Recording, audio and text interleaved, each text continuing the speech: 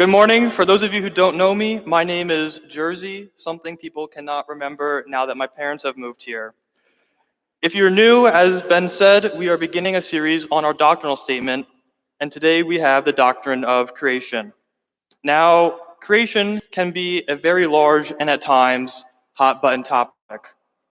Now, when Johnny told me that he wanted me to preach on creation, I did not want to do this because, you see, I'm a graduate student who studies Old Testament, and of course, I thought to myself, of course, the only thing the OT guy is good for is talking about creation. But as he pitched the idea to me, I realized this would not be about Genesis 1 or various issues in creation. It would be about how creation matters for the whole of the scriptural story, not just the beginning. So, with that in mind, I set out with some vigor to write this. This sermon will not be about everything you would want to know or everything I even think about creation. That would kind of defeat the whole purpose of this. The purpose of this sermon is to figure out what we as a church all believe and can agree on together, even if we may hold some different opinions. Of course, I'll have to give some of my own opinions here and there, and I hope to keep these to a minimum as to not distract us from the big picture we want to paint. In fact, I would hope to say that this sermon is equal parts scripture and comment. My goal is not to be detailed, that would just distract us, but to bring the story together in a new way and in a new light.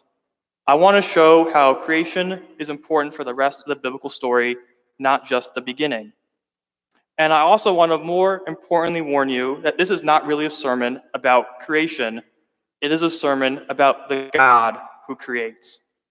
In this sermon, I want to suggest that God's identity as creator is important because it enables God to work in and through creation for his people.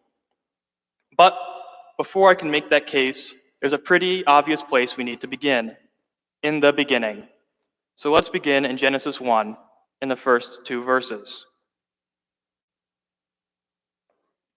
In the beginning, God created the heavens and the earth. Now the land was an empty wasteland, and darkness was over the face of the deep, and the wind of God was hovering over the surface of the water. These first 2 verses act as an introduction to the whole story. Verse 1 acts as a title in a similar way the generation of statements do the rest of Genesis. And verse 2 gives us important background information for the story. And these details are, the land is a wasteland, there is darkness, and the wind of God is over the water. The land being empty, a wasteland, usually translated formless and void, shows creation's chaotic state. This is standard for most ancient Near Eastern stories, that there's something there, but what is there isn't really much of anything at all. We see this again with darkness over the deep, which paints a very gloomy picture of creation.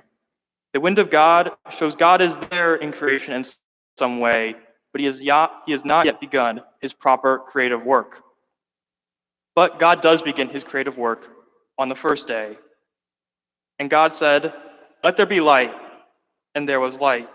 And God saw that the light was good. And God divided between the light and between the darkness. And God named the light day, and he named the darkness night. Then it was evening, and then it was morning, the first day. And God said, "Let there be an expanse in between the waters, so there will be division between waters." And God made the expanse, and he separated between the water which was under the expanse and between the water that was above the expanse. And it was so. And God named the expanse sky. And it was evening, and then it was morning, the second day. And God said, "Let the water from under the sky be gathered in one place, so that dry land." And it was so. And God named the dry land earth, which was in one place, the sea. And God saw that it was good. And God said, "Let the plants produce vegetation, plants which bear seeds, fruit trees which make fruit according to their kind, which have seeds in them all over the land." And it was so. And the land produced vegetation, plants which bear seed according to their kind, trees which make fruit and have seeds in them according to their kind. And God saw that it was good. And then it was evening, and then it was morning, the third day. God's creative work on these first 3 days focuses on making 3 spaces: light on day 1, sky on day 2, and earth and land earth and sea on day 3. Making these spaces brings order to the creation's chaotic state, which we saw in verse 2. Darkness was over the land, but on the first day, God made light so there be separation between light and darkness. God would name these day and night. Naming is also very important because it too acts as a way to distinguish between things and bring order.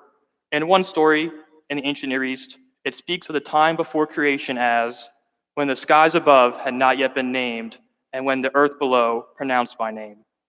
The purpose of creation is not simply to make things, but to make things that support order as opposed to disorder. And this continues on the second day when God makes the expanse. What the expanse really is somewhat cryptic, but it is clear that the expanse has a simple function to separate and make order between features in the world, that is, various waters. And God also names the expanse sky. Day 3 sees separation between dry land and water. In this day, God doesn't necessarily create a new feature to divide, but instead reorganizes and gathers the water so that dry land can appear. And as with the other days, these receive a name as well, sea and land. Twice we have statements that the creation is good, and every space God has created is good. But what does it mean for these spaces to be good? They are good in the sense of quality, like well-crafted furniture or fine wine. The statement of good quality reflects, of course, on creation, but it also reflects on the Creator, the skilled craftsman who is bringing order and goodness out of earth's veritable wasteland. But the third day is not finished. The third day ends with the creation of vegetation, of grass and plants and trees. We continue to see God's preference for order with the creation of the plants, which all bear seeds according to a pattern, according to their kind. The amount of detail is almost pedantic when compared to the first day, for example. And after the creation of vegetation, we again have the refrain, and God saw that it was good.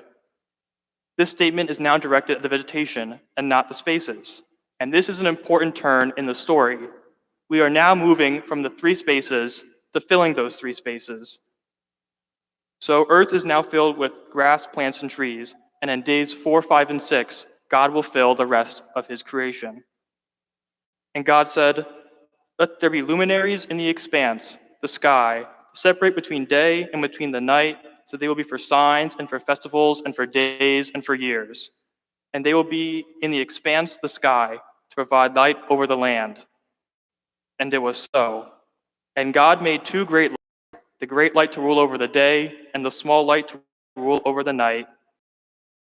And God placed them in the expanse, the sky, to provide light over the land, and to rule the day and the night, and to separate between the light and the darkness. And God saw that it was good. And it was evening, and then it was morning, the 4th day.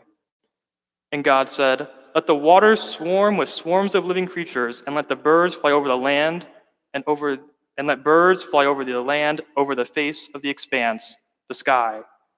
And God created the great sea creatures and all the swarming living creatures according to their kind, which swarm in the water, and all the birds according to their kind. And God saw that it was good. And God blessed them, saying, "Be fruitful and multiply, and fill the water and the sea, and may the birds multiply in the land." And it was evening, and then it was morning, the 5th day. And God said, "Let the land produce living creatures according to their kind, livestock and creeping creatures and animals of the land according to their kind." And it was so. And God made the animals of the land according to their kind, and livestock according to their kind, and all the crawlers of the land according to their kind. And God saw that it was good. The 4th day sees the sky being filled when God created luminaries. Notice the purpose of these things parallel the purpose of the created spaces from day 1. Light was made to distinguish between day and night, and now these luminaries further distinguish between day and night. They also provide an important role in marking time, not just between days, but years and important religious festivals. God would instruct Israel to keep these festivals each year, and it would be impossible to do so without time. So now even time is brought into control by God. And these luminaries are named by God, but in a different way than in the previous days. For example, sea and land, pretty straightforward.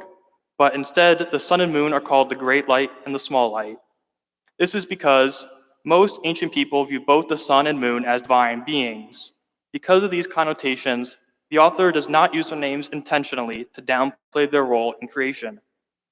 But they still receive status as good because God made them and they fulfill God's purposes under his control. On the fifth day, God fills the sea and land. The sea is filled with aquatic life and the sky with birds.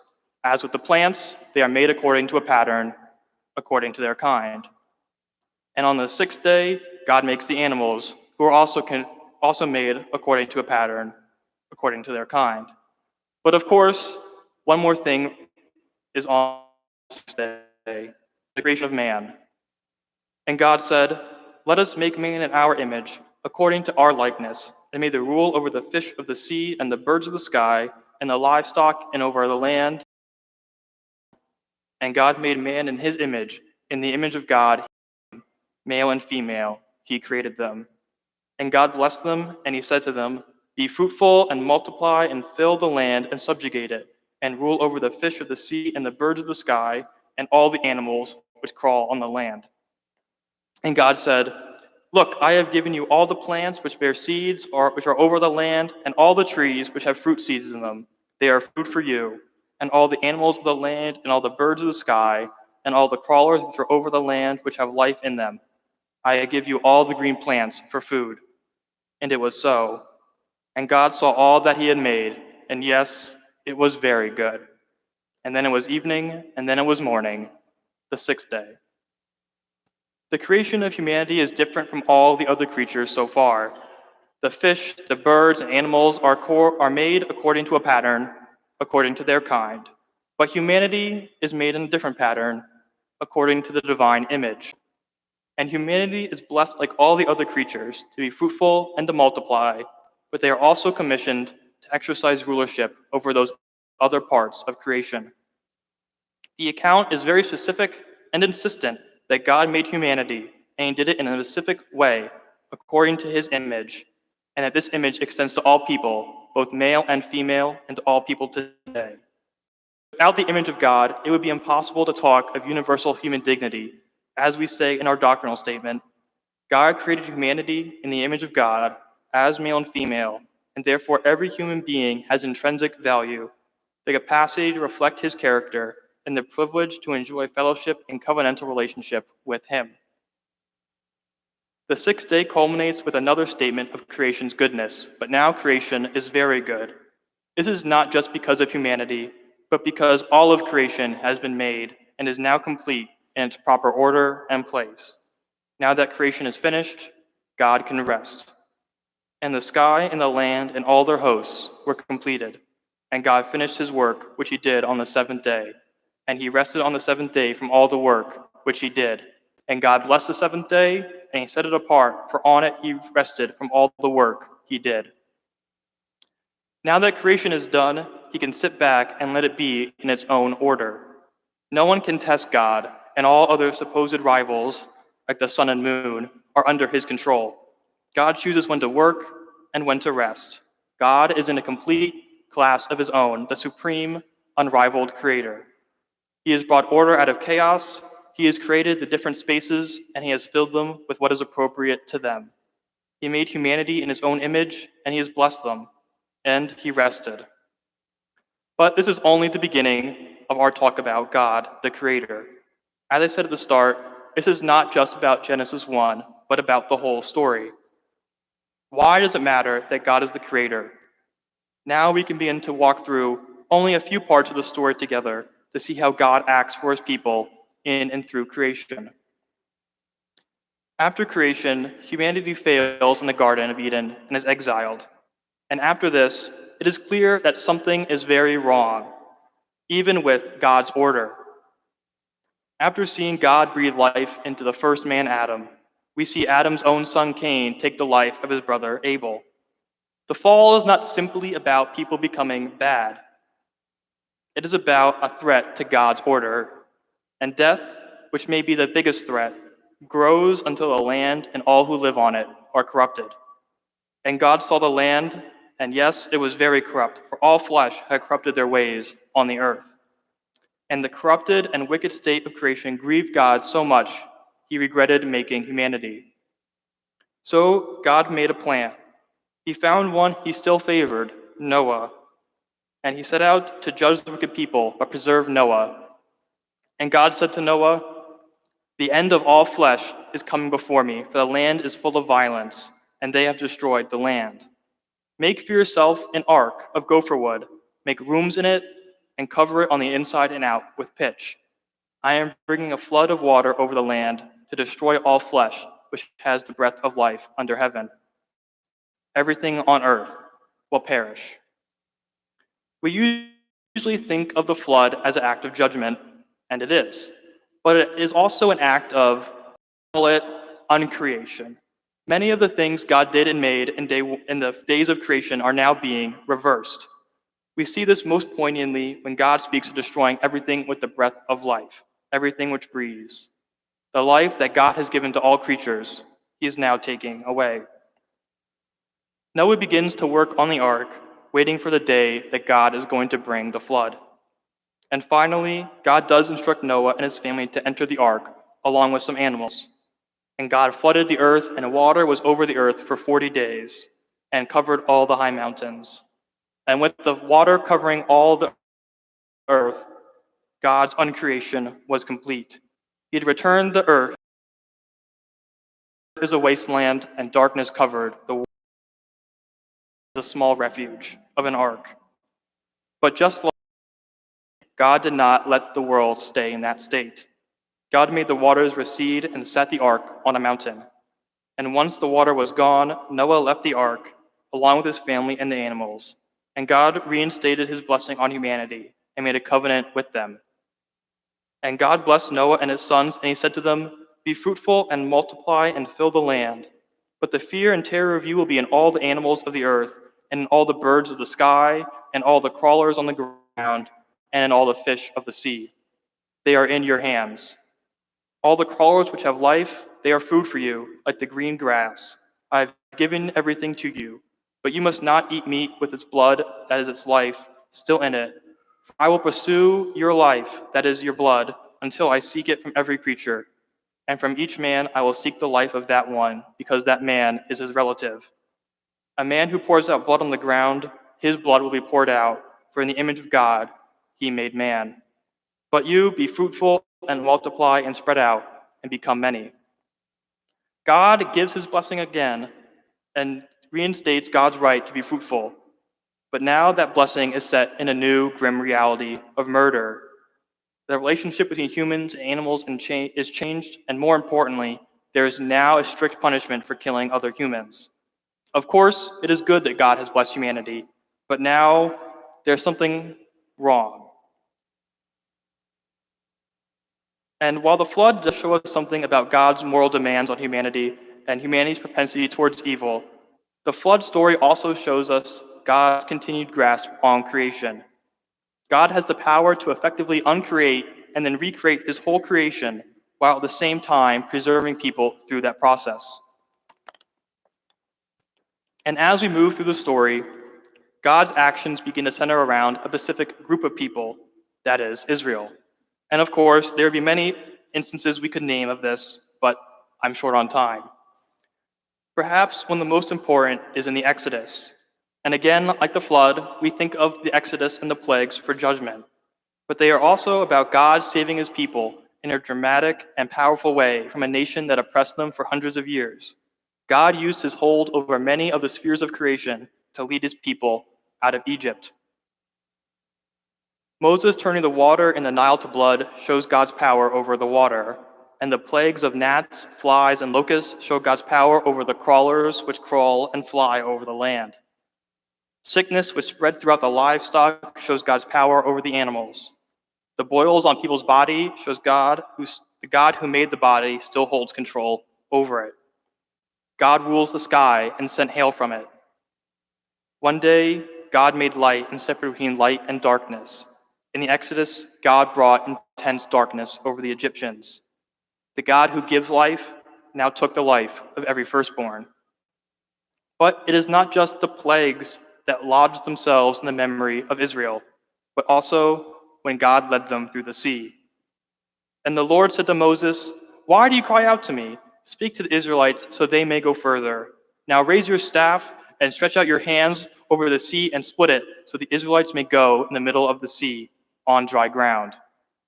And Moses stretched out his hand over the sea, and the Lord drove a strong east wind on the sea all night, and he made the seabed dry.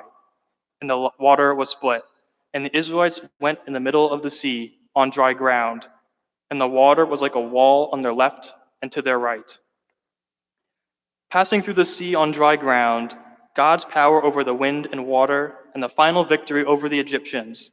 This would be solidified in the minds and imagination of all Israel as God's magnum opus of his saving power, to be echoed many times in the Psalms and in the prophets.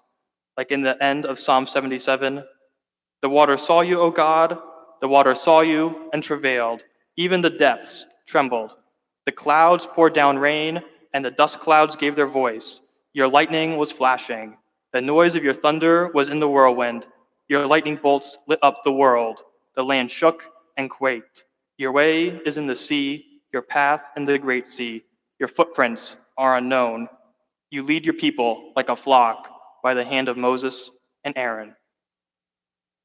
And after God's miraculous deliverance, he would continue to provide for Israel in the desert with manna from heaven and water from the rock, and he would lead them by a cloud by day and a pillar of fire by night. He would continue to do miracles in the wilderness and as Israel began to conquer the land of Canaan. One important miracle that shows God's power is when Israel's enemies attacked the now allied city of Gibeon in Joshua 10. Israel would travel from their base in Gilgal to Gibeon in about a 15-mile overnight march to protect their alliance. And the Lord sent confusion and hail from the sky to destroy their enemies. But that was not the only miracle that happened that day. Then Joshua spoke to the Lord on that day, when the Lord gave the Amorites to the Israelites, and Joshua said before Israel, "The sun over Gibeon be still, and moon in the valley of Ayalon." And the sun was still, and the moon stood, until he had vengeance on the nations, his enemies. Isn't it written in the book of Yashar? "And the sun stood in the sky for about stood in the middle of the sky, and it did not set for about a whole day. And there has not been a day like that before it or after it, when the Lord listened to a human voice, for the Lord fought for Israel." As I mentioned in Genesis 1, the sun and moon were prominent deities. Moses avoided their names to downplay the role of the usually deified sun and moon. But here, the author of Joshua uses their names as a message against the Canaanites, that their gods are useless before the Lord and his army. But it is also a message to Israel that God is more powerful than any god they will find in the land of Canaan. But unfortunately, Israel did not get the memo. They would follow other gods and set up Asherah poles and altars to Baal, to gods less than God. And when Israel needed delivering, it was not Baal who saved Israel, but the Lord who acted for his people. But Israel continued to follow these lesser gods. And one of the most dramatic portrayals of these battles between the Lord and his foreign deities is in Elijah's confrontation with Baal on Mount Carmel in 1 Kings 18. Before this, it had not rained in Israel for 3 years. God caused the drought because of the northern kingdom's unfaithfulness, which was beginning to institutionalize Baal worship through the government. We may complain about what our tax dollars go to, but apparently in the north, Israel's tax dollars went to funding pagan priests. In this story, the Lord's rival is the north storm god Baal. Other cultures had many legends and stories about this god, like those found in the ancient city of Ugarit. In one lengthy epic, Baal defeats both the god of the sea that set up his kingship and also the god of the underworld to defend it. Of course, there were many stories about the Lord, but Baal had a few of his own too. And after 3 years, God sent Elijah before Ahab, the king of Israel. And when he met with Ahab, he tells him the drought is because of his unfaithfulness and commands him to gather all Israel at Mount Carmel with all the prophets of Baal. And so everyone gathered, and Elijah said to the people, I am the last remaining prophet of the Lord, but the prophets of Baal are 450. Give us 2 bulls, and let them choose for themselves one of the bulls, and cut it up and put it on the wood, but don't let them light it. Then I will prepare one of the bulls and put it on the wood, but I won't light it either. And then you call the name of your gods, and I'll call the name of the Lord. And the God who answers with fire, he is God. And the people answered and said, Sounds good. So they went about doing what Elijah said. The priests of Baal set up their altar and chose their sacrifice, and they cried out from morning until noon. Elijah mocked their feeble attempts. Call out with a loud voice, since he's God. Maybe he's defecating, or maybe he's on the journey. Maybe he's asleep or just waking up. Elijah's jokes and taunts only spurred the priests to more desperation, to no avail. And then it was Elijah's turn. Elijah dumps pitchers of water on his sacrifice, making it harder to burn, and uses an excessive amount of a now precious commodity. Elijah knows he will not need the fanfare of Baal's priests to call down fire from heaven. He only offers a short prayer. O Lord God of Abraham, Isaac, and Israel, may it be known today that you are God in Israel, and that I am your servant, and by your word I do these things. Answer me, Lord, answer me, so the people may know that you are God, and you are turning their hearts. And the Lord's fire fell, and it consumed the sacrifice, and the wood, and the stones, and the dust, and all the water in the trench. And the people saw, and they fell on their faces, and they said, The Lord is God, the Lord is God. Indeed, the Lord is God. This recognition by the people vindicates God before Baal and his pathetic priests. This victory is an encapsulation of what the prophets are trying to do, to show that the Lord is God. And this simple statement, that the Lord is God, is pregnant with meaning, which the writing prophets labor to unpack. And perhaps no other prophet unpacks the statement like Isaiah. For Isaiah, that the Lord is God means that Israel's God is a supreme being, without rival, without comparison. To whom will you compare me? And to whom am I equal, says the Holy One. Lift your eyes to the heights and see who created these things. The one who brought forth the vast stars. He calls them by name. Because of his great power, strength, and might, none is missing. The idea that God is the creator, in this passage, creator of the stars, is important because Isaiah uses God's identity as creator to separate him from measly idols. It is God who made the heavens and the earth and presides over all creation as its ruler. Don't you know? Didn't you hear? Wasn't it announced to you from the beginning? Didn't you consider the foundations of the earth? The one rules over the circle of the earth, and the inhabitants of the land are like locusts. He stretches out the sky like a cloth. He spreads it out like a tent for a dwelling. The sky, the stars, the land, and all its creatures all come from God. God makes, but the idols and the foreign gods are not makers. Indeed, they can only be made. Who is like me, and who do you compare me to? In me to make us the same. One pours out gold, money from a bag, and weighs out silver on scales. They hire a smelter, and they make a god. They pay homage and worship it. They lift it over their arms, carry it, and they put it in its place. It stands there so it won't topple. They cry out to it, but it does not answer. It does not save them from their distress. This is the folly of idols, that they are made by mere men. Isn't it debasing for humanity to subject themselves to their own creations, especially when God gave them rulership over the same creation? Idols are paid for with mere money, and they have to be lifted by their own worshipers and then placed ever so carefully so they won't fall over because they cannot even support themselves. But the Lord is a living God, one who cannot simply be made. He is the one who made his own people, and he sustains them. The idols, they need to be carried, but God carries his people. And so, this is the point I think I've been trying to drive to. that because God is the creator, he can act in and through creation for his people. Now, I know what you're thinking. Jersey, you made us go through Genesis 1 and all these stories just to tell us God does things. I could have told you that 30 minutes ago. But you see, I hope it's more than that.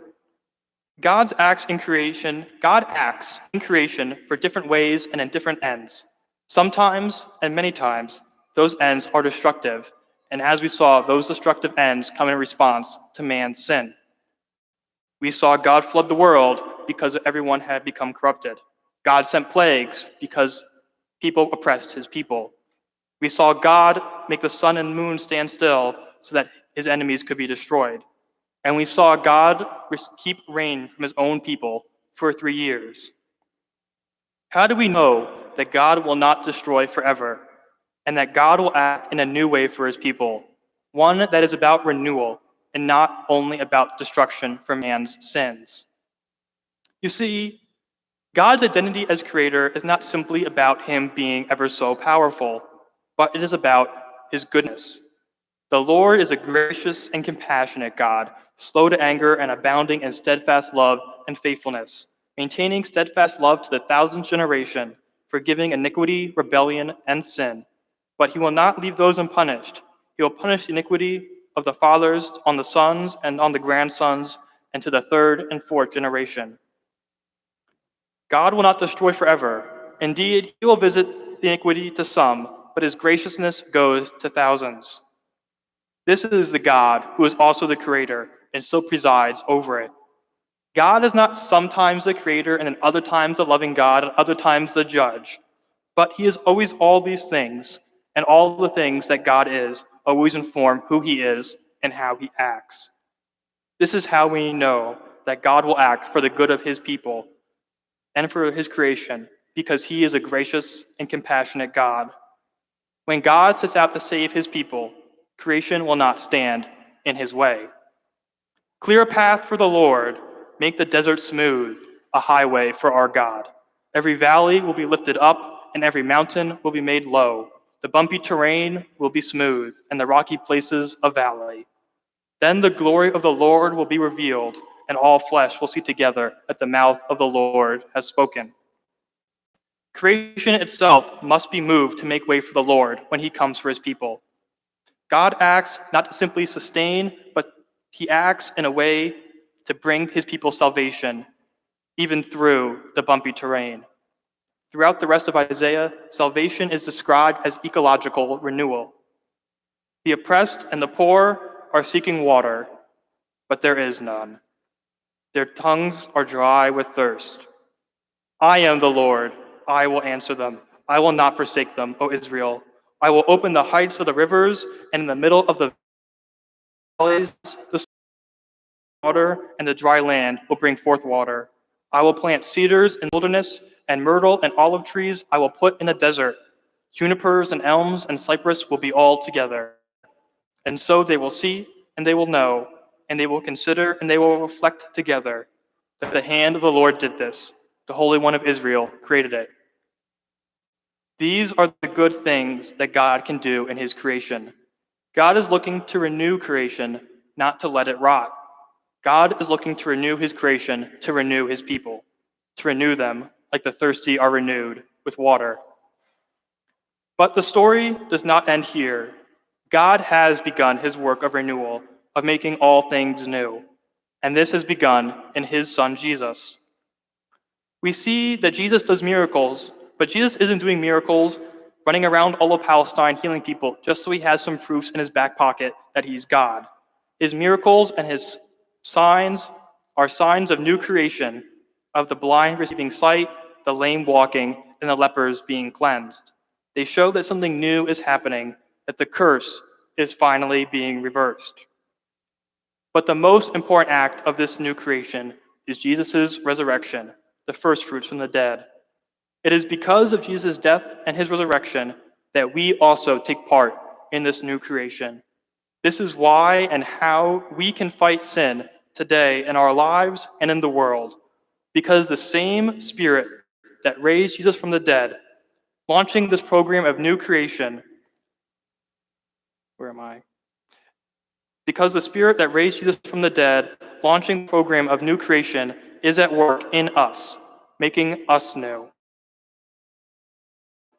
Created once, when he did back then. It is a long program that God has been doing, now the most recent recipients of God's work to renew all things. So let us worship God for all that he has done, the gracious and compassionate Creator, the ruler of all things.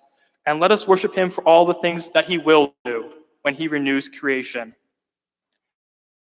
And let us live in a truly new way of life, a way of life that looks different, that looks like the life we will live in eternity, but one that we can live right now.